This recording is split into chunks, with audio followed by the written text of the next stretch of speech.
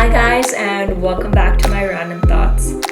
I've been asking people for their stories of how they survived abuse or any kind of violence and have remained to stay strong as a woman or a man. And so many of you have contacted me on Facebook and through different social media and are starting to tell me your stories. So in this week's episode, we are going to listen to one of those stories. So tell me your story. What happened to you? So in my case, I would say the Me Too movement for me would be about 3 times in my life, and it's in different spans of my life this has happened. So the first one being when I was still a school kid. I think I was in about maybe 7th grade or so, Oh, okay. 7th or 8th. Very Yeah, young. I was a school kid, but and this happened with my distant relative, which is this very sad part here. But the thing is, I do not know him personally. I have never met him before, but he is still my distant relative. So so this incident happened. How is there's something called Reiki which they do in India. I don't know if it's something. It's really quite common in India, but Reiki has its own meaning to it. Like they do it for healing and so on. What is that? What do they do?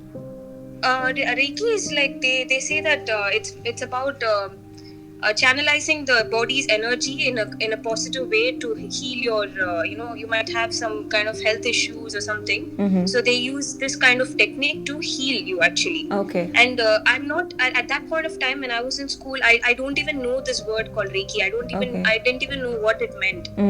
So this incident, what happened was in the name of doing Reiki to me, because I was suffering from I had this allergic sneezing issue at that point of time. I used to sneeze very often. So when I went to their house, so this was like I've gone with my cousins and I'm staying over at their place. Right.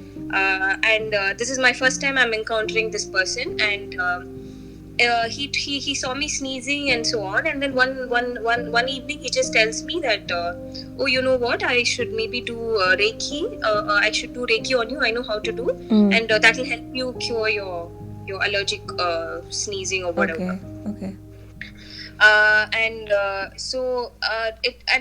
It started. So he told me, okay, he took me to the room, and the problem was that at that point of time my other cousin was there, but she was in another room.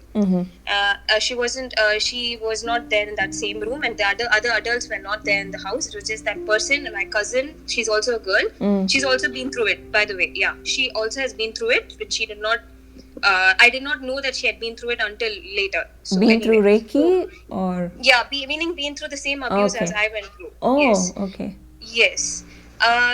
She's much younger than me, and I at that point of time I didn't know. So I'm just new, right? I'm just like going there, and then he takes me to the room, and then he makes me sit on the chair, and I'm sitting there, and then he's standing behind me, and he starts with like massaging my head.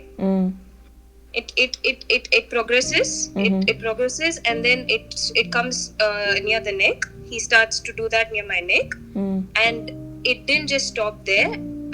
It went below the neck as well. But his hands were on top of my shirt, but still it went quite low. And I think that's where I for me it's like I know it's wrong. I know this is not appropriate in any way, even though I mean, I'm a kid, he's an adult. All that I knew was what was happening was completely wrong, and it's abuse. Right. And I felt scared, and I started shivering. So I had wheezing. I have this wheezing problem. I'm an asthmatic patient, so I started getting wheezing, and my breath was too fast, and I didn't know what to do. And then after a point, I really started breathing fast, and then he stopped. So actually, his hand went quite down below my neck. I really panicked, and I was shocked, and then I didn't know what to do, and I couldn't shout. And then there's no other adult in the house, and there's just my smaller cousin sister who's sitting outside.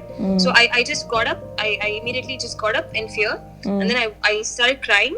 And then I walked over to the other room. I called my cousin sister, and I told her, hey, I want to go back home, and I want to call my dad or mom. So then this person walks out as well of the room. He comes behind me and asks, "Hey, what's wrong? What happened? I hope it's not something because of what I did. I was only doing Reiki." And stuff like that. That's the kind of talk he's giving me. He's trying to justify his act. And for me, at that point of time, I didn't even want to look at his face. I was crying, and then I said, "Please help me dial to my parents right now. I'm leaving this house right now." So I did that. I called my mom and told her this. Like, I couldn't tell her at that point of time. I just told her, "Amma, I'm not feeling well. I want to leave. I want to come home right now." So then my dad came after about half an hour. He rushed to the house. He didn't know what was happening, so they were quite scared. They thought some health issue. Right. And my dad came down, and I couldn't tell my dad as well. For me, at that point of time, I felt still, even though I'm close to my dad, this was some incident. Yeah. I felt it was so sensitive. Yeah. Then I went home. I told my mom, and then my mom explained to my dad, and we. At that point of time, my mistake was I couldn't, not mistake, because I couldn't confront him. Right. I couldn't do anything at that point of time. The only thing was for me to escape out of that place and come out. Right. And later I called up whoever my close relative was, to tell them that this has happened. And then I got to know that this has happened to their daughter as well. And they had just kept quiet about it because for them it's their close relative. So it was ridiculous that they could keep quiet about such a thing. Come on, nobody keeps quiet. It doesn't matter. This is really called abuse. There's no other word for this. So so that happened, and that was my very first incident, which really affected me. It really hurt me a lot, and the guy was reprimanded, of course, and he apologized for his mistakes. There are people who are shy, there are people who are timid, and when it comes to culture, they are taught to keep quiet and not voice their opinion about this or say anything about this. So what would you say to those girls? How would you motivate them? Okay. I think I would say that, again, as you don't ever be ashamed of things like this. Please remember that you are the victim here, and the more you voice out, the better.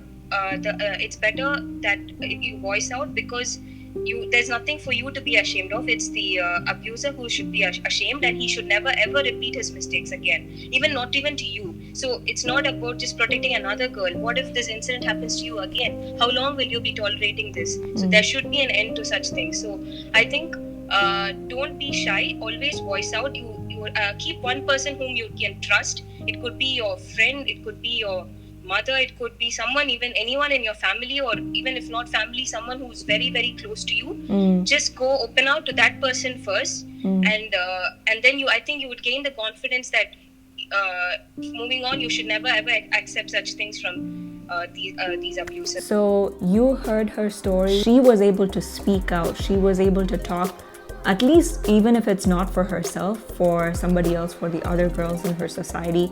And I hope the way she did it, the confidence that she had, inspires you as well. So this is me asking each and every one of you who is going through this situation to be strong, to be secure in who you are, and speak out. We are expecting more stories to come in. So if you have a story, and if you are a strong woman, if you're a strong man and this has happened to you, please contact me and share your story with me. The link to my Facebook inbox is down below, so I'll be waiting to hear your story. And for everyone who's watching, I hope you're inspired. Please leave your comments in the section below. I cannot wait to listen to your thoughts.